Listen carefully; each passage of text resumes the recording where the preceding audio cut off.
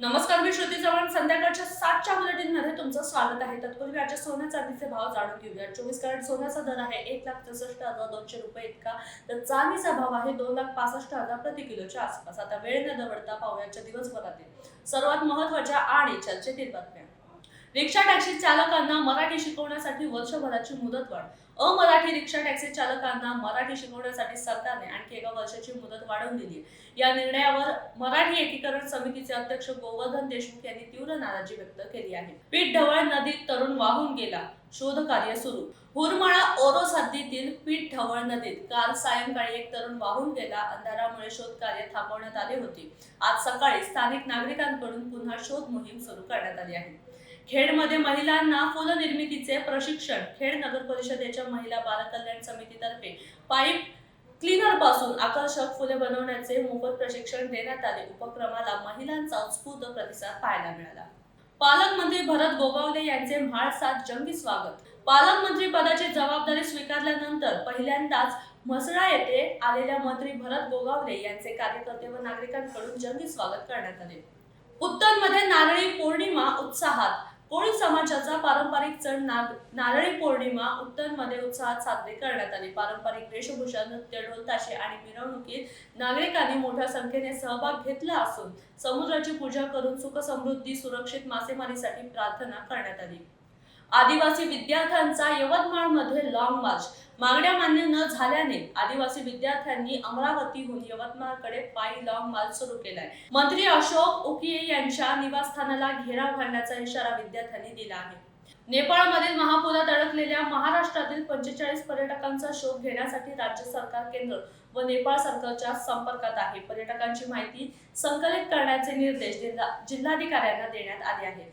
लातूरच्या पाण्यावर अनधिकृत डल्ला. मांजरा धरणातून लातूरकडे येणाऱ्या मुख्य जलवाहिनीवर अनधिकृत पाईप जोडून शेतीसाठी पाणी वळवल्याचा प्रकार समोर आलाय. धरणातील पाणी साठा कमी असताना प्रकार उघडकीस आल्याने प्रशासनाच्या कारवाईवर सवाल उपस्थित केले जात आहेत. कुणबी नोंदी असणाऱ्यांनी 8 दिवसात अर्ज करावा. विखे पाटील.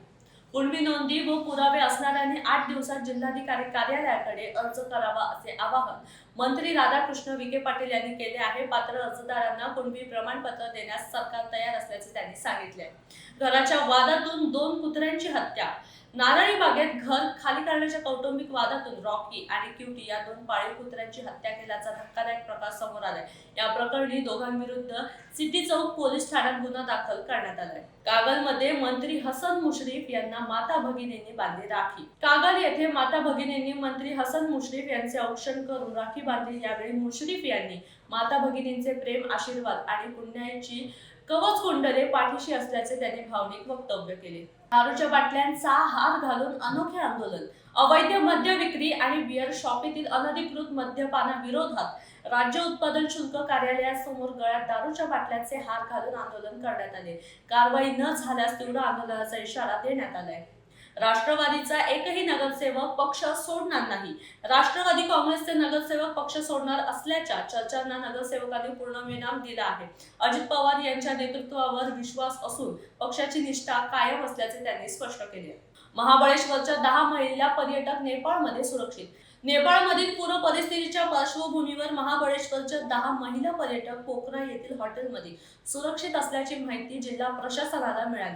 प्रशासनाने त्यांच्याशी संपर्क साधला असून साताऱ्यातील इतर नागरिकांनीही अडचण असल्यास प्रशासनाशी संपर्क साधण्याचे आवाहन केले आहे. महाबळेश्वरचे 10 पर्यटक पोखरात सुरक्षित. नेपाळमधील पूर परिस्थिती. महाबळेश्वरचे 10 पर्यटक पोखरा येथे सुरक्षित आहेत. प्रशासन त्यांच्या संपर्कात असून 3 तारखेला ते साताऱ्यात परतणार आहेत. भांबोरा शेत शिवारात वाघाचा हल्ला, शेतकऱ्याचा मृत्यू.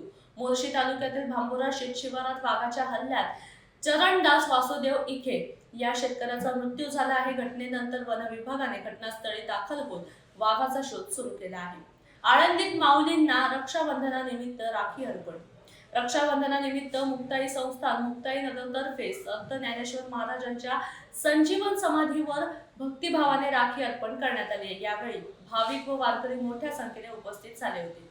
शिल्पा गवारे प्रकरणात दबावाला बळी पडू नका, नीलम गोरे.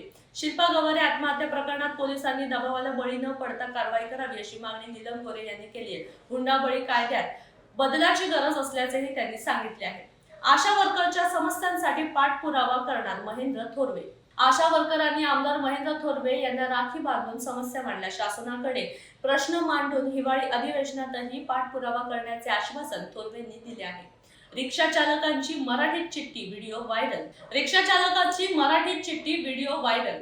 रिक्षा टॅक्सी चालकांसाठी मराठी अनिवार्य करण्याच्या चर्चेदरम्यान एका रिक्षा चालकाने रिक्षात मराठीत चिठ्ठी लावली आहे. या चिठ्ठीचा व्हिडिओ सोशल मीडियावर व्हायरल होत असून नेटकऱ्यांकडून विविध प्रतिक्रिया उमटताना दिसत आहेत.